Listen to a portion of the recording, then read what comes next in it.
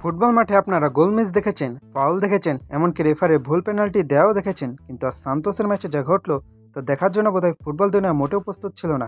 একেই বলে ভাগ্য যদি থাকে মোলা, মাঠে গিয়েও প্যান্ট ঢোলা। ঘটনাটা একটু মন দিয়ে শুনুন। সান্তোস তখন 3-0 গোলে হারছে। ম্যাচের বয়স 68 মিনিট। আমাদের নেইমার ভাই একটু হাঁপিয়ে উঠে সাইডলাইনে গিয়েছিলেন শান্তিমতো 2 ঢোক পানি খেতে, কিন্তু তিনি কি জানতেন এই পানি খাওয়াই ওনার জীবনের জন্য সবচেয়ে বড় মিম হয়ে দাঁড়াবে।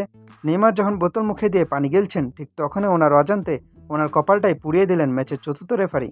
আসলে সান্তোসের ডাগটে তখন বদলি হিসেবে নামার জন্য একদম রেডি হয়ে দাঁড়িয়েছিলেন রবিনো। ওনার মাঠে নামার কথা ছিল অন্য কোনো প্লেয়ারের জায়গায়, কিন্তু আমাদের বুদ্ধিমান চতুর্থ রেফারি দূর থেকে দেখলেন নেইমার মাঠের বাইরে এসে দাঁড়িয়ে আসছেন। তিনি নিজের অতিমানবীয় বুদ্ধি খাটিয়ে ভেবে নিলেন, আচ্ছা নেইমার নিজে যখন মাঠের বাইরে চলে এসেছে, তার মানে নেইমারই মনে হয় উঠে যাচ্ছে। ব্যাস, কোনো কিছু না ভেবেই রেফারি সাববোর্ডে নেইমারের জার্সি নাম্বার তুলে দিলেন। এদিকে রবিনও লাইনের ওপাশে সিগন্যাল পেয়ে বাধ্য ছেলের মতো সুরসুর করে মাঠে ঢুকে পড়লেন। আর আমাদের নেইমার, তিনি তখনও বোতলের শেষ ফোঁটা পানিটুকু গিলছেন। পানি খাওয়া শেষ করে যখন নেইমার মাঠে ঢুকতে যাবেন, রেফারি হাত বাড়িয়ে বললেন, থামো ভাই, তোমার বদলি তো মাঠে নেমে গেছে, তুমি এখন গ্যালারিতে গিয়ে বাকি পানোটিকু খাও। এই দৃশ্য দেখে নেইমারের তো মস্তিষ্কের সব নিউরন একসাথে শর্ট সার্কিট হয়ে গেল।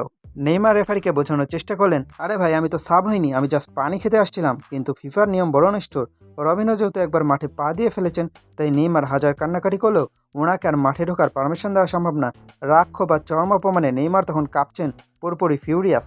তিনি সোজা চলে গেলেন মাঠের মেইন ব্রডকাস্ট ক্যামেরার সামনে। ক্যামেরার লেন্সের দিকে আঙুল উঁচিয়ে পুরো বিশ্বকে ইশারা করে দেখাতে লাগলেন যে ওনার মাঠ থেকে ওঠার কোনো কথাই ছিল না, ওনার সাথে অন্যায় করা হয়েছে। নেইমারের ওই রাগে মুখের এক্সপ্রেশন দেখে মনে হচ্ছিল পারলে তিনি তখনই চতুর্থ রেফারি চশমাটা খুলে ওনার পকেটে পরে দেন। রেফারি এমন ভুল কিভাবে করে, সে উত্তর খুঁজতে খুঁজতে নেইমারের মাথার চুল ছেঁড়া অবস্থা। এমনিতে সান্তোসের আজকের দিনটা ছিল অভিশপ্ত। ম্যাচের স্কোরবোর্ড 3-0 গোলে বড় ব্যবধানে হার। তার উপর এই হারের কারণে সান্তোস এখন রেলিগেশনের চরম ঝুঁকিতে পড়ে গেছে। গ্রেমিও যদি তাদের পরের ম্যাচটা জিতে যায়, তবে সান্তোস সোজা রেলিগেশন জোনে চলে যাবে। কিন্তু নাটকের আসল ক্লাইম্যাক্সটা কিন্তু অন্য জায়গায়। আগামীকালই ব্রাজিলের বিশ্বকাপের চূড়ান্ত স্কোয়াড ঘোষণা করা হবে। পুরো ব্রাজিলিয়ান জাতি যেখানে নেইমারের ফিটনেস আর ফর্ম নিয়ে চিন্তায় ঘুমাতে পারছে না, সেখানে স্কোয়াড ঘোষণার ঠিক আগের দিন নেইমার এভাবে মাঠের বাইরে ক্ষোভ ঝাড়ছেন। এই টেনশনের মুহূর্তে 4 নম্বর রেফারি এই ঐতিহাসিক ভুল যেন কাটা ঘায়ে নুনের ছিটা দিয়ে দিল। তো ভাইয়ার আমার, জীবনের শিক্ষা একটাই, মাঠে খেলা চলাকালীন যতই তৃষ্ণা পাক না কেন, ভুলেও সাইড লাইনে পানি খেতে যাবেন না।